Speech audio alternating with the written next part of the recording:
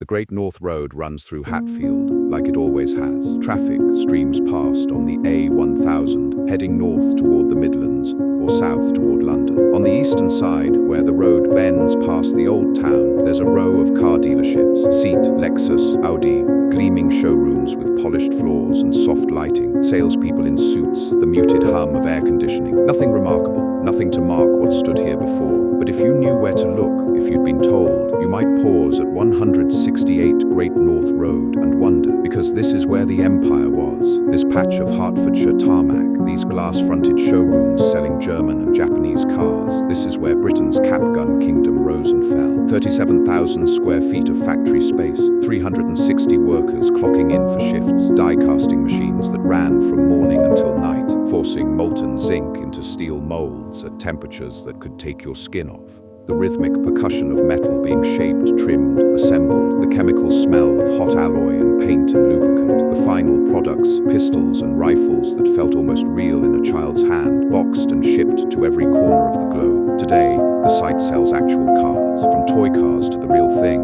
There's a bit of poetry in that, if you're inclined to notice. The factory buildings were demolished in 1989, not converted, not preserved, not even allowed to decay with dignity, just erased, as if the whole thing had never happened, as if the name Lone Star had never meant anything at all. But it did mean something. For 40 years, it meant something to millions of British children. It meant the weight of die-cast zinc in your palm, the satisfying click of a hammer being cocked, the sharp crack of a cap detonating, the puff of white smoke, the fireworks smell that lingered on your fingers. It meant cowboys and Indians in the back garden, cops and robbers in the street, the Wild West transplanted to suburban Hertfordshire and Sheffield and Glasgow and Cardiff. How did a company that armed a generation end up as nothing but a car dealership and a collector's footnote? To understand that, we need to go back before Hatfield, back before the brand, back to a lock-up garage beneath a petrol station in North London, where a self-taught engineer was building his first machine. In July 1939, with Europe sliding toward war, a man named Aubrey Robert Mills was working alone in a large lock-up garage beneath the forecourt of the Bridge Garage, a petrol station on Green Lanes in Palmer's Green. The space was cramped and industrial. The neighborhood was ordinary, semi-detached houses, corner shops,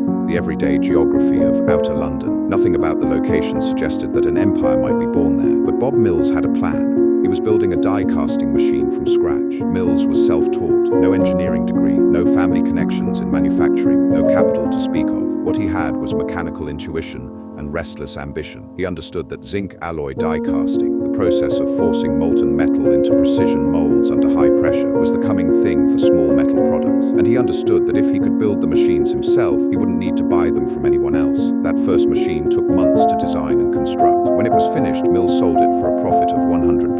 In 1939 terms, that was serious money. More importantly, it was proof of concept. He could do this. His original business name was unpromising, Toys and Houseware. But then in 1939, toys weren't the point. The point was the machines themselves and whatever products they could cast. Within a year, Mills had a partner. Sidney James Ambridge was a practical die caster who'd learned his trade at British Die Casting and Engineering Company Limited over in New Southgate. The two men complemented each other, Mills the inventor, Ambridge the craftsman. In August 1940, with bombs beginning to fall on London, they formally incorporated their company. They called it Die Casting Machine Tools Limited, DCMT. The timing could have been catastrophic. Britain was at war. The Blitz was about to begin, but the timing was, in its way, perfect. The Ministry of Defense needed zinc alloy components, triggers, mechanisms, parts for hand grenades. The same machines, the same skills, the same alloy that would one day make toy guns were first put to work making real weapons. DCMT took additional premises on Pembroke Road in Muswell Hill and began producing castings for the war effort. There's something almost too neat about that origin. The company that would arm a generation of British children with toy pistols first proved itself by helping to arm Britain against Nazi Germany. The skills were transferable. The machines didn't care whether they were casting grenade components or cowboy revolvers. They just needed molten metal and steel dies. And then there was the accident of domestic geography that would echo through British toy history for decades. Sidney Ambridge lived on Wetherell Road in Muswell Hill. He rented a flat above the house of a London bus driver named William Odell. William had a son, a young man named Jack,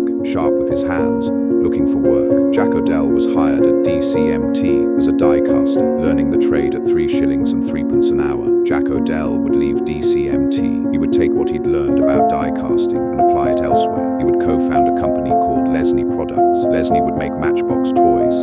The men who trained the men become their greatest competitors. The company that sold Lesney its first die-casting machines. There's a whole other story buried in that coincidence. A story about British manufacturing eating itself, about the same skills and knowledge flowing outward and coming back as competition. But that story comes later. In the early 1940s, there was just a lock-up garage, a growing company, and a war to survive. Stan Perrin, who would later become DCMT's managing director, remembered Bob Mills clearly. A brilliant man, Perrin said, but as fast as the company made money, so it was spent on far-fetched ventures. That assessment, brilliant but reckless, would define the company for its entire existence. Mills held patents for everything from die-casting machines to what was essentially a Spud Gun, officially a toy gun with dummy bullet using deformable vegetable matter. He was hands-on, inventive, full of ideas. What he wasn't, perhaps, was careful. Sidney Ambridge was more cautious, more grounded, less documented too, the practical partner who kept things running while Mills dreamed up new projects. Ambridge's granddaughter remembered visiting him as a child. He always had a chauffeur come and pick me up when I went to see him. He always said, "Do what you love and love what you do." She recalled that while her friends had Barbie dolls, she had guns and cars and trucks. The boys always came to her house to play. The war ended. Germany and Japan, the pre-war giants of toy manufacturing, were eliminated as competitors. Britain's baby boom created millions of potential customers. The government's export drive was pushing British goods into every market they could reach, and DCMT, having survived the war producing military components, was perfectly positioned to pivot into toys. Their route into the market came through an established player, Crescent Toys. Crescent had been making hollow-cast lead soldiers since 1922, traditional toys for a traditional market. They contracted DCMT to manufacture die-cast products, fire engines, Jaguar cars, an atomic jet gun that captured the space-age optimism of the late 1940s. DCMT made them, Crescent sold them. Then in 1949, Crescent relocated to Cwmcarn in South Wales. For reasons that remain unclear, they left their existing molds behind. DCMT kept them. They removed the Crescent name from the castings, and they began producing independently, an empire built in part on abandoned tooling. The cowboy craze hit Britain like a fever. Hollywood was churning out westerns, Shane in 1953, High Noon the year before, and television was following suit. The Lone Ranger, Rawhide, Laramie, Gunsmoke, every Saturday morning, every weekend afternoon, British children were watching American cowboys draw six-shooters and settle disputes with righteous violence. They wanted to play out what they'd seen. They needed the props. DCMT understood this. Their early toy brand name, Slicker Playthings, was nondescript, forgettable. But by 1951, they'd found something better, something that could fit on the base of a small casting, something that evoked Texas and the Lone Ranger and the sheriff's five-pointed badge. Lone Star, the first Lone Star cap gun, was the ramrod cap pistol, modeled on Colt's single-action army revolver, the gun that won the West, or so the film said. It was die-cast zinc alloy with plastic grips. It fired 100-shot cap rolls. It felt substantial in a child's hand, not a flimsy tin toy, a proper gun. The name worked, the product worked, the market was there, desperate and growing. DCMT had found its identity. By the late 1940s, the lock-up garage was a memory. DCMT had moved to proper premises, Riverworks, at 152 Green Lanes, Palmer's Green, on the south bank of the New River, about 100 meters north of where it had all started. But growth demanded more than a converted site could offer. Hatfield was a new town, designated in May 1948 under the New Towns Act. It was part of Patrick Abercrombie's plan to relieve London's overcrowding, one of a ring of planned communities that would absorb the capital's population pressure while building new industrial bases outside the city proper. The Hatfield Development Corporation was actively recruiting employers. They had purpose-built industrial space available on the Birchwood Industrial Estate, and they had a dominant anchor tenant, the de Havilland Aircraft Company, which had been building aeroplanes at Hatfield since 1934 and employed over 7,000 workers. In 1956, DCMT opened a brand new factory at 168 Great North Road, 37,000 square feet of purpose-built industrial space. The New Towns Commission was their landlord. It was a statement of intent, no more converted garages and riverside workshops. This was a proper manufacturing facility for a company with serious ambitions. 5 years later, in 1961, the commission paid for an additional floor to house sales and accounts staff. They valued DCMT that much. The company was growing, exporting, employing local people in good numbers.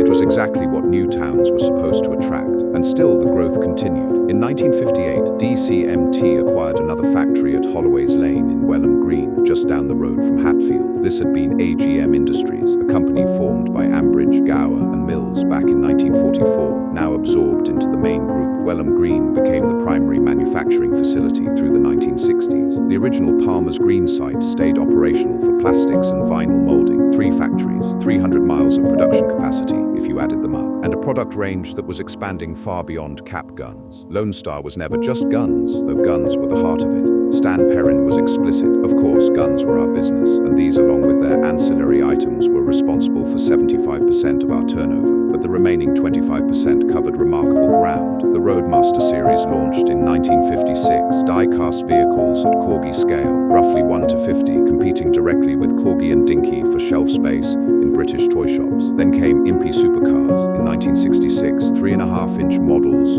with opening doors, opening bonnets, opening boots, working steering, jeweled headlights, the cars with everything, the marketing proclaimed. They made vehicles that nobody else bothered with. A Chrysler Imperial, for instance, that was unique to the Lone Star range. When Mattel launched Hot Wheels in America, those low-friction, speed-oriented toy cars that would eventually dominate the market, Lone Star responded faster than any competitor in the world. Within a year, they'd refitted their Impy range with fast wheels and relaunched them as Lone Star Flyers. First to respond, first to try to keep up. There were Tough Tots, smaller vehicles at various scales, Roadmaster Majors, larger buses and lorries and tractors, the Harvey series of plastic figures, Knights, Robin Hood, Cowboys, licensed characters, Noddy, Popeye, Zorro, model aircraft at 1 to 250 scale, a Meccano-like construction kit, girls' toys, miniature cookers, irons, something called the Peter Pan pastry set, and there were trains. Lone Star Locos launched in 1957, 000 scale, 2 millimeters to the foot, roughly 1 to 152, tiny,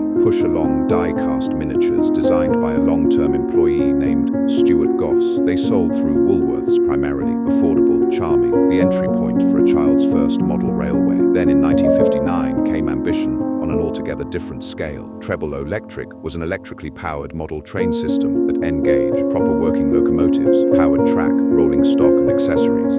It was a massive investment. Tooling costs alone ran into 6 figures, perhaps more. This wasn't a toy, it was a hobby system, competing with Triang and other established model railway manufacturers. We'll return to Treble Electric. For now, note only that it existed, that it represented a significant bet on a new market, and that it coincided almost exactly with the arrival of scale-electric slot car racing. The same boys who might have wanted model trains suddenly wanted to race cars instead. But that story, the first wound, the first warning, comes later. Through the late 1950s, the future looked bright. In 1952, DCMT hired an actor named Roy Green. They gave him a stage name, Steve Larrabee, and sent him out on the road with an Alsatian dog called Pagan and a brief to bring the Wild West to post-war Britain. The Lone Star Road Show toured the country. Promotional events, school visits, personal appearances, Steve Larrabee in full cowboy regalia, demonstrating products, signing autographs, giving British children their first encounter with what felt like a real American gunslinger. The company published a Lone Star comic magazine with national circulation. They ran competitions where winners visited the factory, saw the machines running, watched their toys being made. They built a brand with genuine personality, genuine reach,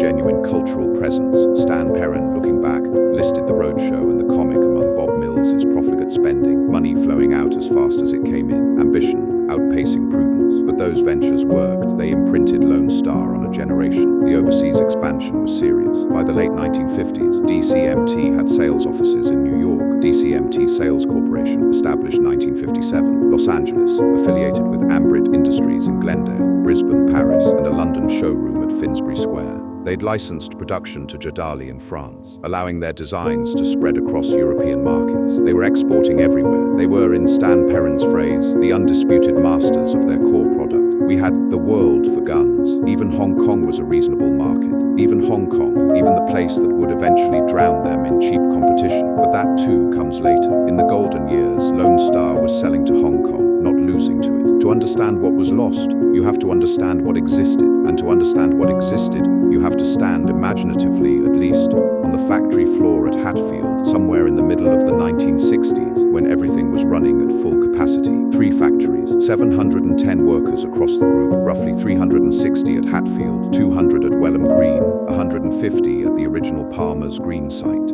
The headquarters were at Hatfield, but manufacturing was distributed. Some products cast in one location, painted in another, boxed in a third. The organization was complex, grown rather than planned, a reflection of decades of expansion and acquisition. The Hatfield factory used hot chamber zinc alloy die casting. The process was industry standard, but no less remarkable for that. Zinc ingots went into smelting pots, heated to approximately 420 degrees Celsius. At that temperature, the metal was liquid, flowing, dangerous, ready. The molten zinc traveled through heated pipes to what's called a gooseneck, an injection mechanism that sat partly submerged in the pot. A hydraulic piston drove liquid metal into steel dies under tremendous pressure. The casting cooled in roughly 10 seconds. The die opened, ejector pins pushed the new casting out. The cycle began again. 15 cycles per minute, 15 times a minute, all day long, the machines produced. The sensory environment of a die casting factory isn't captured by production statistics. The heat came first. Multiple machines running simultaneously, each with its own pot of molten metal at 420 degrees, radiant heat from every direction. In summer, the temperature on the floor must have been extraordinary. Workers who lasted decades in that environment, and many did, developed a tolerance that would be unimaginable to office workers. It was foundry heat, the kind of heat where you learn to move carefully, touch nothing without checking, stay hydrated, then the noise. Die casting facilities routinely produce sound levels exceeding 105 decibels. The clamp of the hydraulic press,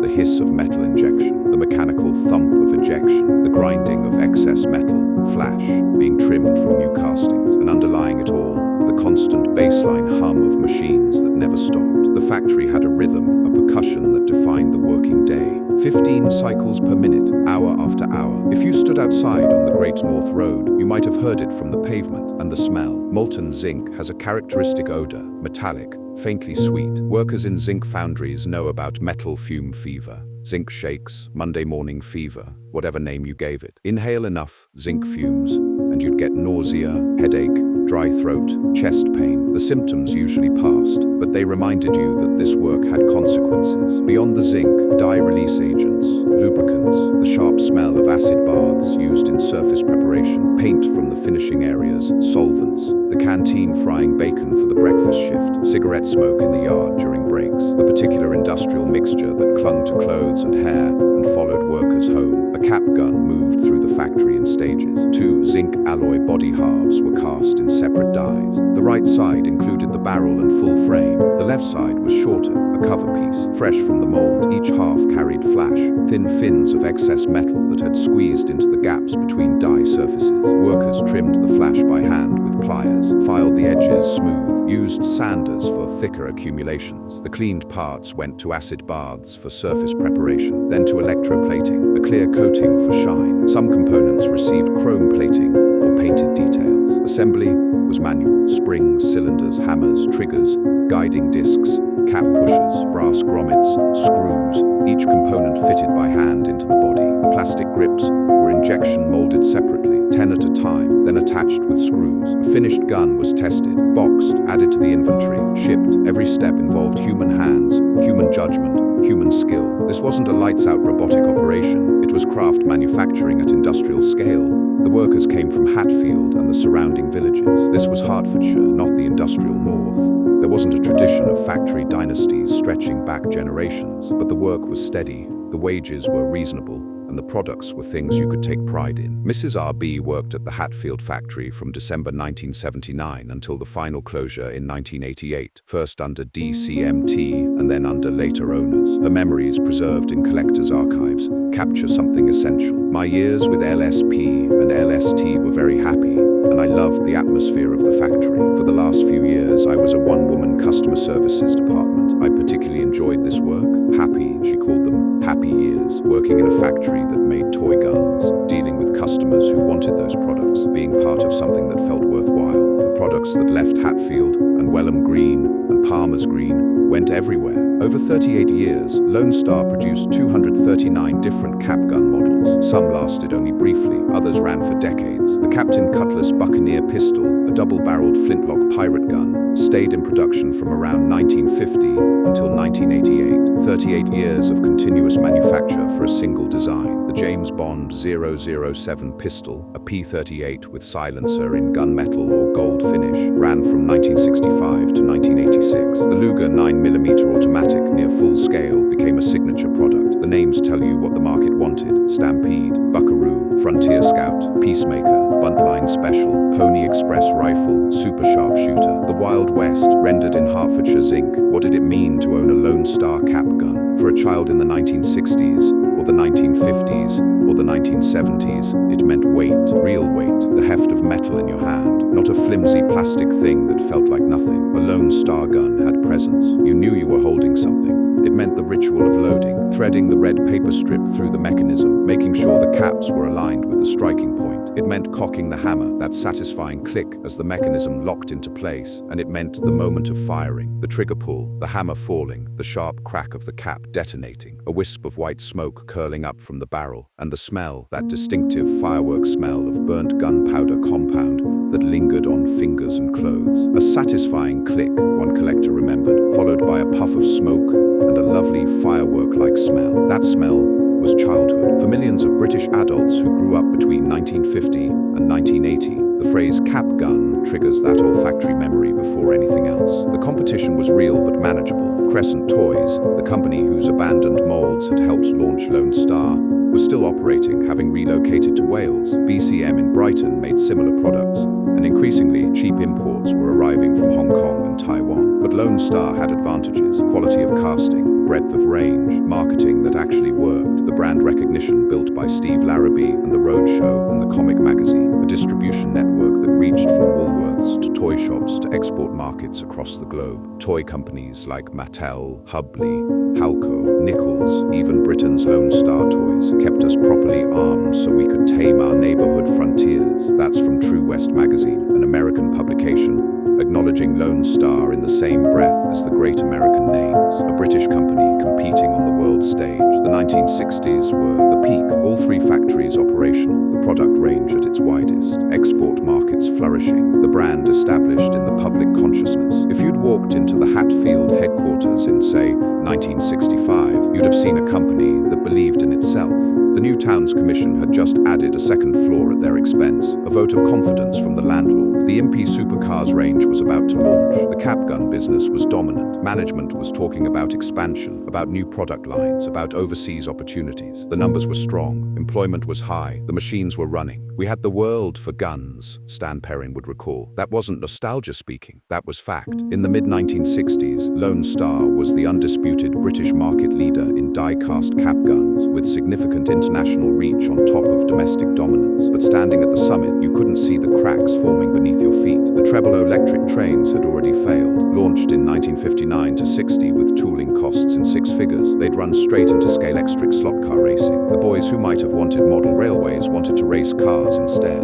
The trains were unreliable, elastic band drive mechanisms that broke easily and were hard to repair. The distribution was wrong. Toy trade outlets when they should have been in specialist model shops. The attempt to sell the line to Triang in 1964 had come to nothing. Six figures invested, not recovered. Bob Mills was pursuing other ventures: the International Junior Aero Club, the Father Christmas Workshop, Angelino Arts, Californian Screen Blocks Limited, making reconstituted stone garden products in Wareham, Dorset, each one a drain on resources, a distraction from the core business. Stan Perrin's assessment was blunt. Bob Mills was a brilliant man, but as fast as the company made money, so it was spent on far-fetched ventures. The model train disaster wasn't a one-off misjudgment. It was a pattern, money flowing outward, ambition exceeding prudence, a company that could never quite accumulate the reserves that might have protected it against harder times. And harder times were coming. The founders wouldn't live to see the worst of it. Bob Mills died in 1973. Sidney Ambridge followed in 1980. With them went the institutional memory, the founding vision, whatever personal authority might have held the company to its core purpose. The cowboy craze was fading. Vietnam was on television now. Real guns, real deaths, real consequences. Parents who'd happily bought their children cap pistols in 1960 were having second thoughts by 1975. The Western was dying as a genre. The Lone Ranger was a rerun. The cultural moment that had made cap guns essential was passing, and the competition wasn't standing still. Hong Kong manufacturers were improving quality while maintaining their price advantage. Products that had once been obviously inferior were becoming good enough. The margins were tightening. The 1960s were the peak, the absolute summit. And standing at that height, looking out at an empire that still seemed secure, nobody inside those walls could see the cliff they were about to walk off. The decisions that would change everything were already being made. They just didn't know it yet. The factories of Hatfield were still running when Bob Mills died in 1973. The machines were still turning. The cap guns were still coming off the line. But something had shifted in the air. It wasn't one thing. It was never one thing. The companies that collapse cleanly, felled by a single identifiable blow, are the lucky ones in a way. They have a story, a cause, a villain to point to. What happened to Lone Star was messier than that. It was the slow accumulation of disadvantage. It was the world changing around a company that was changing more slowly than the world. The cultural tide had turned first. The Western genre that had sustained Lone Star's cap gun empire through the 50s and 60s was in full retreat. High Noon had once been aspirational. Now it felt like nostalgia. Television schedules that had been wall-to-wall cowboys, Gunsmoke, Wagon Train, Rawhide, The Virginian were making room for space operas and police procedurals and sitcoms set in suburban living rooms. The cowboy was becoming a figure of gentle mockery, a relic of an imagined American frontier that had less and less purchase on the British imagination. And there was something else, something harder to articulate but impossible to ignore. Vietnam was on the television every night. Real weapons, real wounds, real boys not much older than the ones playing with Lone Star cap guns in British back gardens. The relationship between childhood play and military imagery, never exactly innocent even in the best of times, was curdling. Parents who had cheerfully bought their sons replica pistols in 1962 were pausing at the toy shop counter in 1972. The cap gun had always been a fantasy of heroism. The fantasy was getting harder to sustain. Lone Star was not oblivious to this. The company had diversified across the 60s, die-cast vehicles, the ill-fated model trains, a range of road vehicles that had sold respectably. The Roadmaster range of trucks and cars had kept the die-casting machines busy when the cap gun slowed. The Lone Star Flyer road racing sets had found a market. There were die-cast motorcycles, jeeps, lorries, buses, the full catalogue of British automotive life rendered in zinc alloy and enamel paint. But none of it had the cultural weight of the cap guns. None of it had that particular electricity between product and child. The way a Lone Star pistol fitted into a small hand, as if it had been made specifically for that hand. The way it cracked and smoked and made you feel, just for a moment, like someone from another world. The die-cast vehicles were good products. They were not magic, and they were competing against a market that was growing more sophisticated by the season. Corgi, Dinky, Matchbox. These were the names that dominated British die-cast in the early 70s, and they had resources, distribution, and marketing muscle that Lone Star couldn't match. Where Corgi was producing the Man from U.N.C.L.E. vehicles and James Bond Aston Martins, products tied to living, breathing cultural moments, Lone Star's vehicle range felt slightly generic, slightly outside the conversation. The model train disaster hadn't helped. It had drained capital and management attention at exactly the moment both were needed elsewhere. The money was gone, and it wasn't coming back, and neither was the credibility. Investors and distributors had noticed. They always notice. And then there was Hong Kong. Hong Kong manufacturing had been an irritant in the early 60s, a distant rumble. The products coming out of those factories, toys assembled in cramped workshops by workers paid a fraction of British wages, had been obviously inferior to Lone Star's output. The die casting was rougher, the finish was thinner, the mechanisms were flimsier. A parent who knew toys could spot the difference. By the early 70s, the difference was harder to spot. The factories in Hong Kong and increasingly on the Chinese mainland had invested. They had bought better equipment, they had hired better engineers, they had learned from the products they were copying, and they had been copying British toys for years, learning the mechanisms, understanding the tolerances, working out how to produce something good enough at a price that good enough increasingly meant better. Because good enough at half the price is, in the mind of a child asking for a Christmas present, rather better than excellent at full price. The toy buyers for Woolworths, for Boots, for the big department stores. These were not sentimental men. They were men with targets and margins and suppliers who called them with prices. And the prices coming from the East were prices that Lone Star, paying British wages, heating British factories, complying with British employment law, could not meet, not without becoming something else, something they didn't know how to be. There were conversations about restructuring, about automating, about finding cheaper suppliers for components, about whether some of the manufacturing could be moved offshore while keeping the design and assembly in Hatfield. There were conversations. There were always conversations. The decisions were harder. Sidney Ambridge had built his life in that factory. The workforce were his neighbors, his community, the human fabric of everything he'd made. You don't automate your neighbors out of a job without feeling it somewhere in your chest. You don't offshore production without acknowledging quietly that you are beginning the slow process of hollowing out the thing you built. The conversations didn't resolve into decisions, and while the conversations were happening, the window was closing. There is a particular shape to a company in decline. You can see it in retrospect with terrible clarity, even when the people inside it couldn't see it at all. The signs are rarely dramatic, they are administrative, procedural, paperwork, orders that are a little smaller than last season, distributors who take a little longer to reorder, the export inquiries that stop coming as reliably as they used to, the retail buyers who are suddenly less available for meetings, less enthusiastic at trade shows, more likely to mention competitors' pricing with a particular kind of pointed neutrality. Inside the Hatfield works, the signs were physical. Departments that had once run 3 shifts dropping to 2. Corners of the factory floor where the machines had stopped running, and the silence had a quality to it, not the productive silence of machines at rest between runs, but a different kind of quiet, a vacancy where activity used to be. Workers noticed. Workers always notice before management acknowledges it. You notice when the overtime dries up. You notice when the Christmas bonus is a little thinner. You notice when the foreman stops talking about expansion and starts talking about efficiency. The vocabulary shifts, the air changes. The Lone Star workforce was a tight community. Many of them had been there for decades. Some had followed their parents through those gates. Their lives, mortgages, school fees, holiday savings were structured around the assumption that Lone Star would continue to provide what it had always provided. That assumption was quietly corroding at the foundation, and most of them didn't know it yet. The product range was contracting. New lines that would once have been developed were shelved or cancelled. The investment in tooling, always expensive, the capital commitment of die casting, was slowing. When you stop investing in new tools, you stop being able to make new products. When you stop making new products, your range grows stale. When your range grows stale, the buyers move on. The logic is pitiless, and it runs in only one direction. What the company was making, it was still making well. The quality hadn't collapsed. The craftsmanship that had always been Lone Star's pride, the tight tolerances, the solid mechanisms, the finish that could take a school year of rough play was still there. The people on the factory floor hadn't changed. They were still doing what they'd always done, doing it the way they'd always done it. But the world had changed around them. A child in 1978 wanted something that crackled and sparked and smelled of gunpowder. They also wanted Star Wars figures, Hot Wheels cars, Lego. The toy market of the late 70s was crowded and loud and full of American brands backed by American marketing budgets and American television advertising that reached British children through a new and peculiarly powerful delivery mechanism. Saturday morning TV.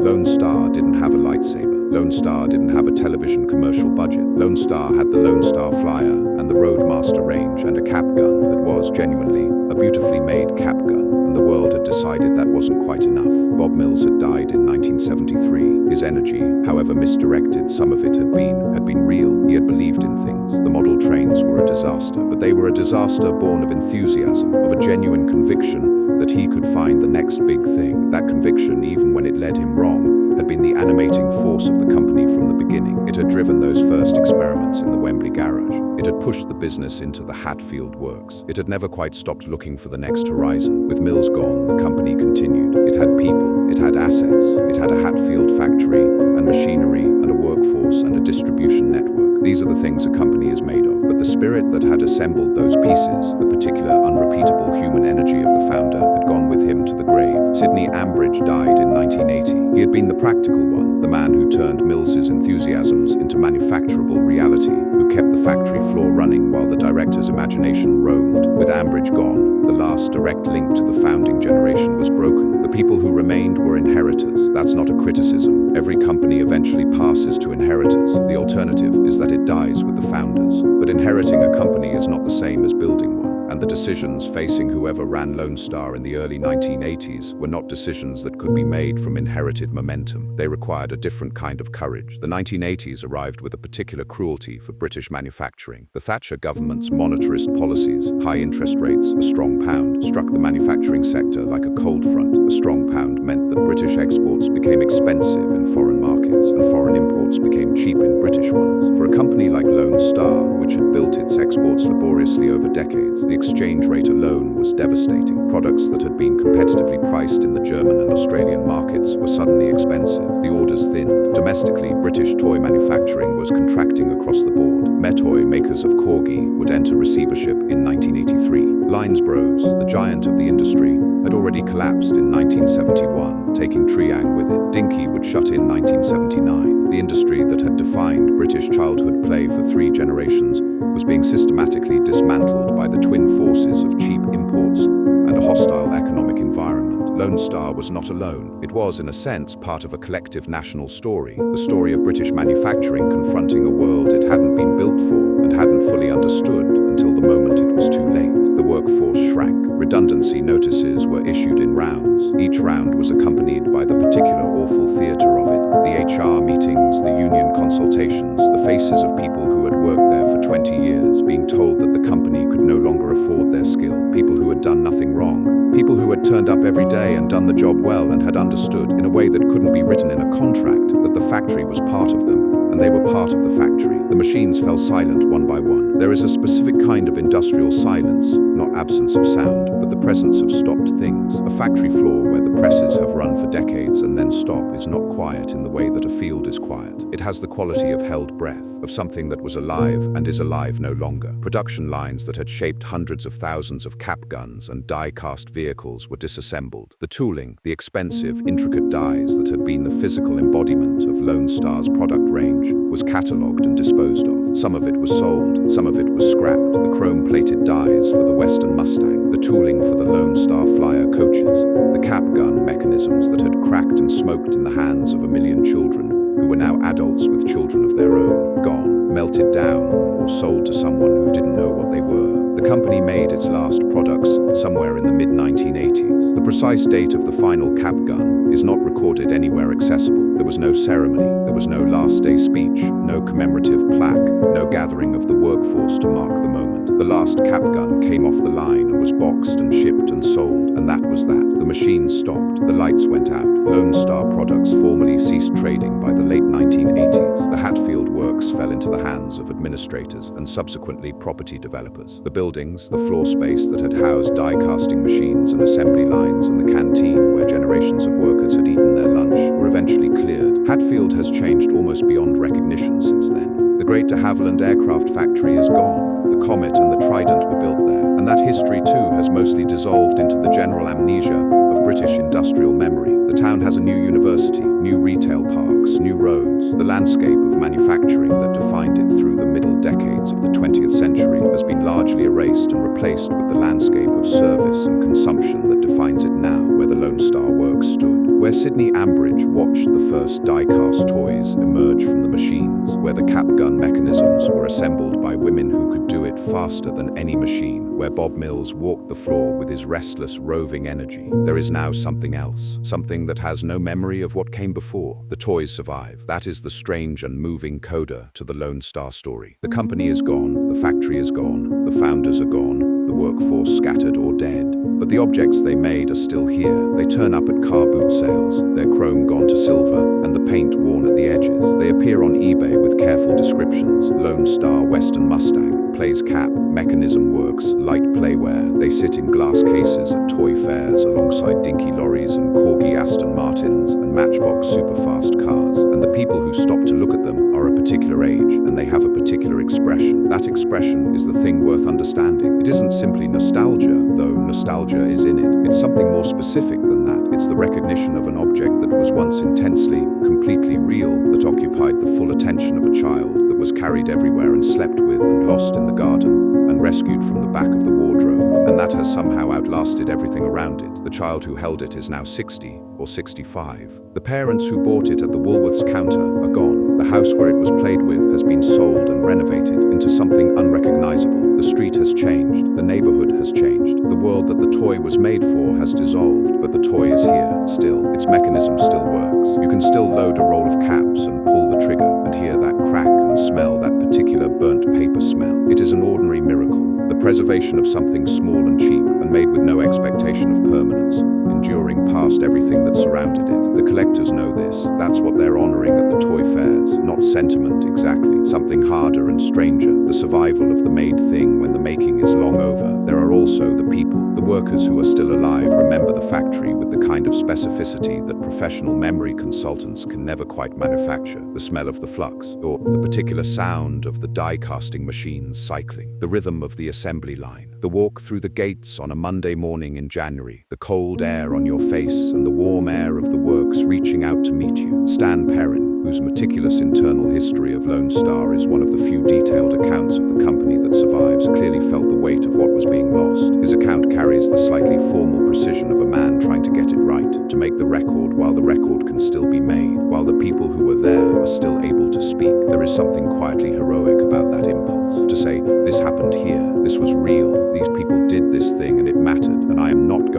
disappear without a fight. The toys are the physical evidence. The memories are the living evidence, and both in time will be gone. We began here, the silence where the factory was, the absence that has the shape of something. British industrial ruins are not dramatic in the way that certain other countries' ruins are dramatic. They don't have the grandeur of a collapsed cathedral or the romance of a roofless abbey. They are functional ruins, ruins of function, the places where things were made and are no longer made, where the purpose has gone and taken the life with it. What Lone Star made was children's joy. That's the simple version, and it's not wrong. The children who held those cap guns in back gardens in Yorkshire and on estates in Glasgow and in the streets of East London were for a moment somewhere else entirely. They were on the frontier. They were the hero. The gun cracked and smoked, and it was real, or real enough, and the afternoon stretched out ahead of them with the particular promise of an afternoon when you are 8 years old and the world is still mostly a place of possibility. That is what the factory made. The factory made other things too, of course. It made employment and wages and mortgages and school fees and holidays. It made community, the shared identity of people who worked together, who trusted each other, who knew what the other person's job was because they'd watched them do it for 20 years. It made the particular human solidarity of a workforce that is,